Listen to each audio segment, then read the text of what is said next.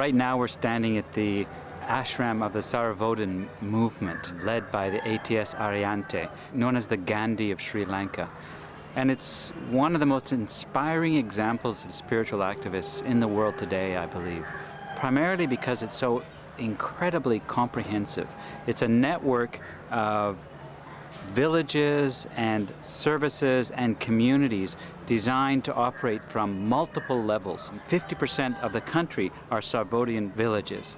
And they operate from the principle of beginning with the transformation of individual consciousness, and then to the transformation of the family, and then to the transformation of the community, the village, and then further to the transformation of the entire country, and then the final phase is the transformation of the whole planet. They look at the problems in society and just address them one by one. So we have homes for young teenagers who are victims of rape, who in this country, if that happens to them, have to stay in jail actually until their assailant is convicted, and this can take years. So the movement has set up a home to address this problem. They have meditation programs in prisons.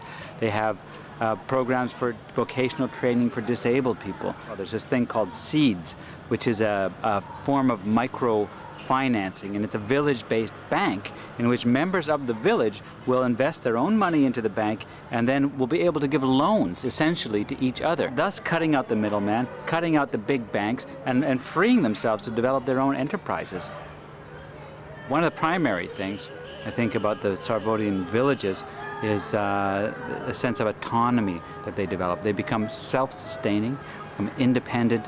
Normally people would have to travel for the services that the villagers learn to provide themselves. So they set up their own clinics, they set up their own schools, their preschools, they set up their own community centers, education centers, telecenters where they have access to computers and technology. Often these are villages which have no proper water access, so a big part of it is doing water projects which bring water to the community. On another level, they do something called heart-to-heart, village-to-village. In the midst of this war-torn country, they've been able to have this transformative process. And heart-to-heart, village-to-village is people from the south go up to the people in the north where the war is being fought, and they get together in these villages and live together for 3 days and go through this process of understanding. Again, cut out the middleman, cut out the politicians, cut out the military personnel. Just say, what if the people had a chance to just get together and see for themselves that they're truly human? 10 little fingers, clap, clap, clap. All done through what they call Gram Swaraj, which is gift labor. So this is done through the community coming together to meet their own needs and empowering themselves, rather than having some aid agency come in and do it for them. And I think this is very important about this whole movement. Well, as I walked around the village, I kept asking people that we interviewed in the different Sarvodayan villages that we visited, what is the meaning of life to you? And consistently, what I kept hearing was service, what Gandhi called seva. And that, to me, is very, very spiritual. In some senses, that is one of the roots of spirituality, is an understanding of service to others. And they said before their village joined the movement, people were isolated. They were in their own homes, they were looking after themselves, they were looking after their own needs, they were trying to get ahead. But in actual fact, when you start giving, when you start connecting, when you start working in community, not only are you having the joy of giving, your own life becomes tremendously richer.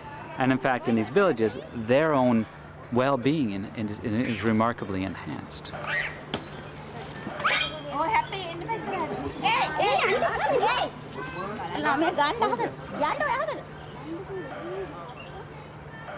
I think the whole movement is founded on the understanding of interbeing, and it really rises from that. This is a model that should be emulated all over the world and adapted for each location, but really this is a contemporary version of Gandhi's philosophy in action.